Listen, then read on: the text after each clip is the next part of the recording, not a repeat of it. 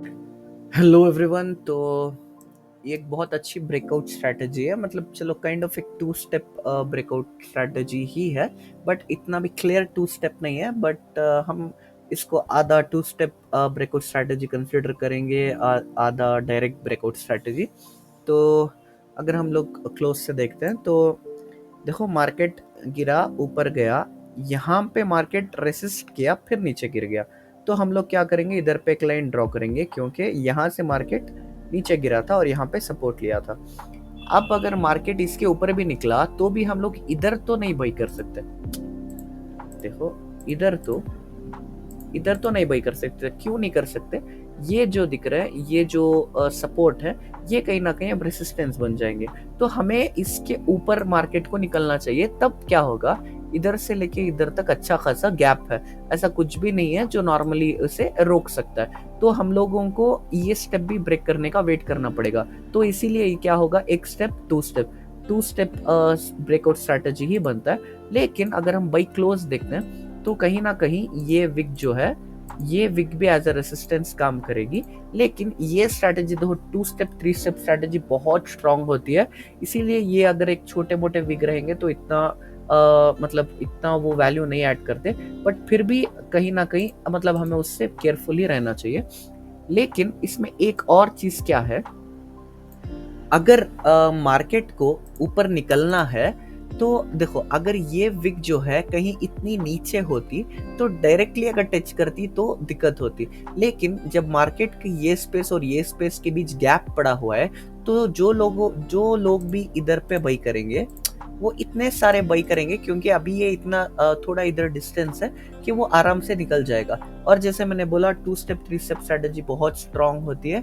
इसीलिए ये जो मिनिमम मतलब छोटे मोटे जो स्टॉप्स रहते हैं, नवरत्न होते हैं, इसका कोई ज्यादा प्रॉब्लम नहीं होता। तो वैसे ही मार्केट ने क्या किया, 1 मिनट में देख लेते हैं। 1 मिनट, 1 मिनट में अगर हम देखते हैं तो मार्केट ये जो दो लाइन्स है, ये लाइन को ब्रेक करना था। लेकिन जब ये मार्केट ऊपर निकला तो क्या हुआ, हम ये भी डिलीट कर देते हैं। 1 मिनट, ये दो लाइन्स है जो एज ए रेसिस्टेंस एक्ट कर रही थी। तो मार्केट जब ये ऊपर जाके फिर नीचे आया तो ये जो है एक ट्रैप कंप्लीट भी हो गया। देखो, डायरेक्ट ब्रेकआउट स्ट्रेटेजी में जो हम लोग कंसिडर करते हैं कि ट्रैप कंप्लीट होना चाहिए तभी हम लोग एंटर करते हैं, क्योंकि हमारा थर्ड रूल क्या कहता है कि डायरेक्ट ब्रेकआउट पे हम लोग एंटर नहीं करते। तो कहीं ना कहीं एक ट्रैप कंप्लीशन भी हो गया, इधर ऊपर जाके फिर नीचे आके फिर ऊपर आया, तो ट्रैप भी कंप्लीट हो गया।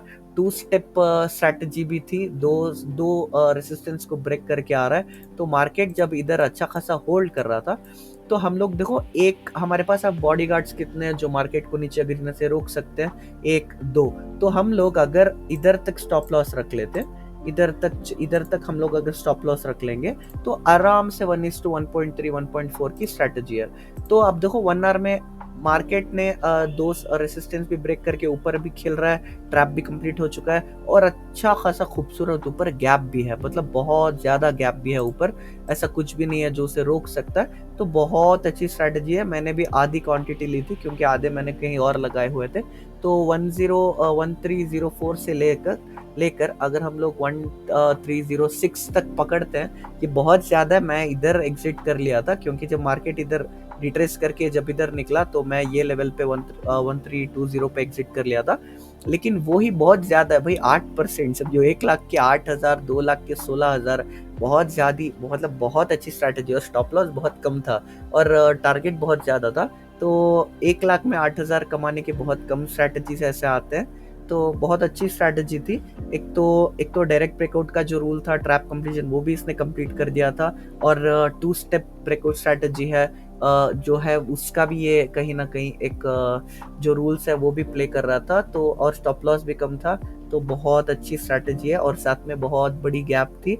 तो बहुत अच्छी स्ट्रैटेजी थी। देखो, ऐसे स्ट्रैटेजीज थोड़े कम आते हैं जहाँ स्टॉप लॉस भी कम है, बहुत सारे रूल्स भी फॉलो कर रहा है, गैप भी है। तो ऐसे स्ट्रैटेजीज जब आते हैं उसे बिल्कुल भी छोड़ना नहीं चाहिए।